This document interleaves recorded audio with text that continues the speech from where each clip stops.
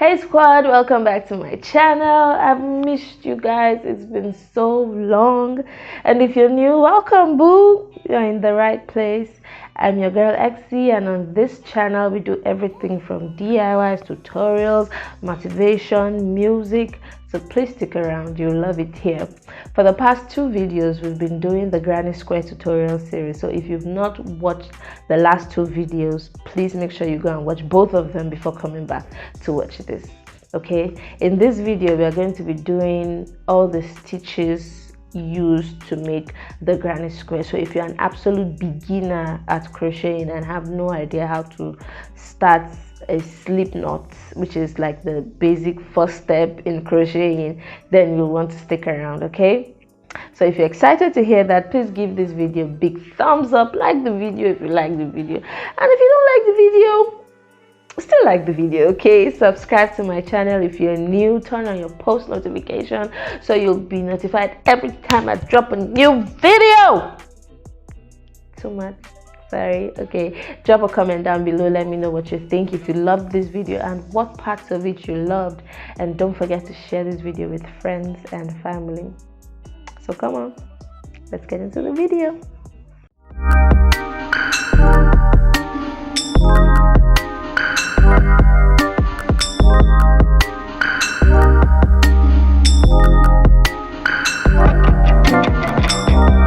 So like I said in this video, please don't mind the way I look. I'm a hot mess right now. I've been on my feet since morning and it's like 10 p.m. in the night right now, so I'm so exhausted, but I just had to do this for you guys because it's been so long and I didn't want to have any more excuses for getting this video out to you guys. Okay, so in this video we are going to be doing all the stitches I used in making the granny square. Now there were 7 stitches that I used, which are the slip knot, the chain stitch, the half double crochet, the puff stitch, incomplete double crochet,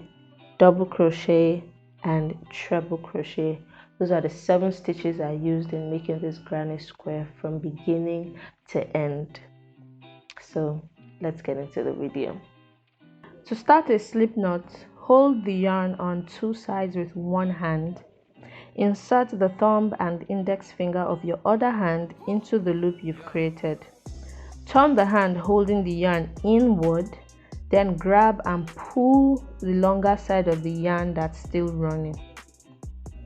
That's a slip knot. After you do that, you can now insert your hook and tighten the knot around it as you would like, as tight or as loose as you want it to be. Anyway, this, ladies and gentlemen, is a slip knot. With this knot, you can now start any project you want to, which leads us to the second stitch, which is the chain stitch. The chain stitch is as easy as the slip knot. You'll simply yarn over and pull through every loop on your hook once, over and over until you get the length you want. Chain stitches are usually done to determine how long or short your project will be, and as you progress you will see that it starts looking like a chain, hence the name chain stitch. Easy, right? The third stitch is the half double crochet. To do a half double crochet, you simply yarn over your hook, insert it into the loop under that you're working on, like so. Yarn over and pull through that loop. So now you have 1, 2, 3 loops on your hook, then yarn over and pull through all those 3 loops. Let's do it again. Yarn over your hook, insert it into the loop, yarn over and pull through that same loop, 1, 2, 3, then yarn over and pull through all those 3 loops on your hook. That's a half double crochet. Now if I yarn over and pull through 2 loops like this twice, that will make it a double crochet instead of a half double crochet. Now that's the basic and only difference between a half double crochet and a double crochet, is that pulling through all 3 loops and pulling through 2 loops twice.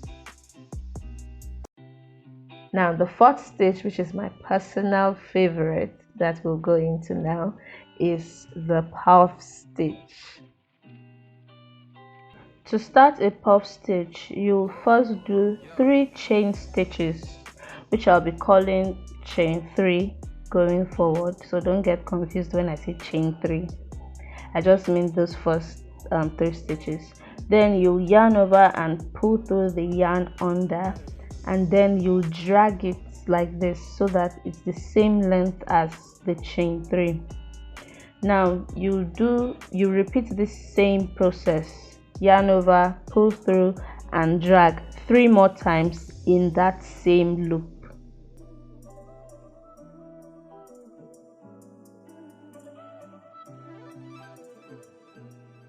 One last time, yarn over, pull through and drag, then yarn over and pull through all the loops on your hook, and then yarn over and pull through that last loop once more just to seal up that first cluster of yarn. So that's our first puff stitch. I don't know how else to say it, but that's the first puff stitch. So let's do 3 more puff stitches. But one thing you need to note, however, is that you only need to chain 3 once at the beginning of each puff stitch row. So if you have, let's say, 3 rows you are doing of puff stitches, you only need to do a chain 3 once at the beginning. Subsequent ones you can just keep yarning over, pulling through and dragging 4 times in each row, then yarn over, pull through all the stitches, and then yarn over, pull through once more to seal it. That's all. Another thing you need to note also is that dragging the yarn, making sure it's the same length as long as your chain 3 is what gives it that puff look at the end that you really want to get if you're doing a puff stitch. Okay, so let's do 2 more puff stitches. You can skip over this part using the timestamps below and then go into the next stitch, which is the incomplete double crochet, or you can just stick around if you're following along with me and then keep doing the puff stitch.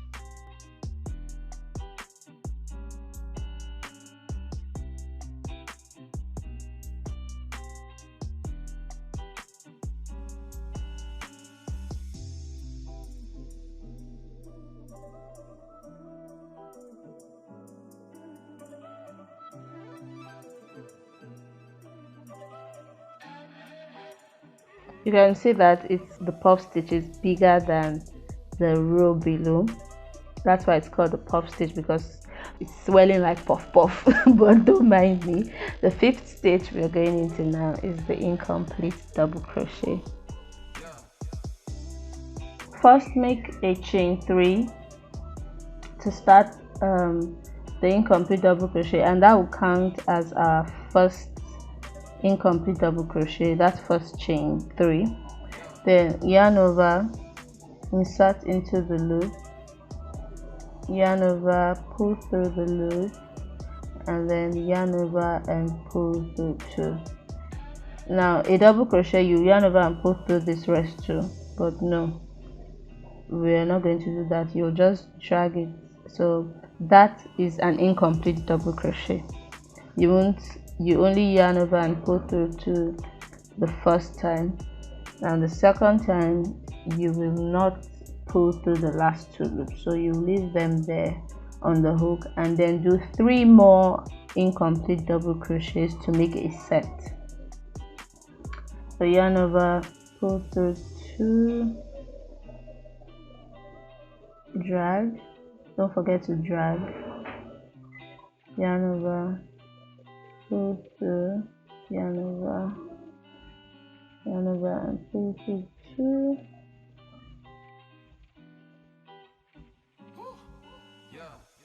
and then yarn over and pull through all the loops, yarn over and pull through to seal it up one last time.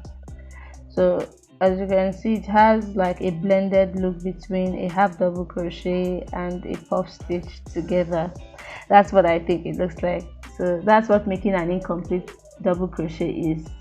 It's just a double crochet that is not complete. But I like the way it looks. It's wider at the bottom and then thicker and more compact at the top. I like that look. So in your next loop, you'll skip a loop and then go into the next loop to make your next set of 4 incomplete double crochets. That's what I did in the granny square. So yarn over, pull through the first 2 and then drag 1, yarn over, pull through, yarn over, pull through 2, drag 2, yarn over and pull through, yarn over, pull through 2 and drag 3. One last time, yarn over, pull through, yarn over, pull through 2. One more thing I forgot to mention was that in the granny square I did a chain 2 after each set of incomplete double crochets. Now at this point I feel like you guys should already know how to do a double crochet, but let's go over it one more time. So yarn over, pull through, yarn over and pull through the loop under, then yarn over, pull through 2, yarn over, pull through 2. That's a double crochet. Now another difference between a double crochet and a half double crochet that I forgot to mention earlier is that a double crochet is typically twice the length of a half double crochet because you are yarning over twice, so that gives it more length. Okay, so let's go into the 7th and final stitch, which is the treble crochet.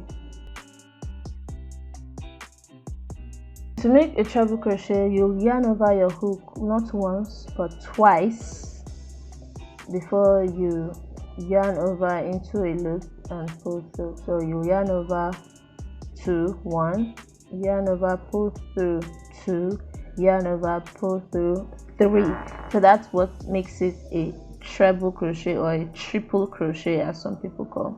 So yarn over your hook twice, insert, yarn over, pull through 1, yarn over, pull through 2, yarn over, pull through 3. That's a treble crochet. So a treble crochet will typically be longer than a double crochet. That's the basic difference. So if you want a stitch that has more length, the treble crochet is what you use. You can see clearly the size difference between the treble and the double crochet.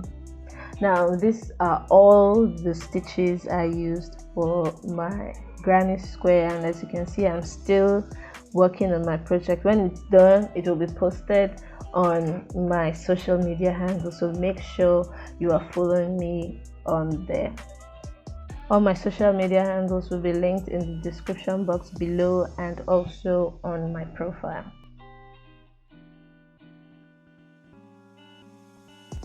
So guys, we finally come to the end of the video and I'm sure you loved it. So let me know down in the comment section what you guys loved. If there's anything you didn't understand and want me to reiterate, or the part you did understand, and if you'd love to try this, if this is a project you would love to try. We've come to the end of this whole series, and as sad as it is, I have to go because I'm so tired right now. I'm barely keeping my eyes open.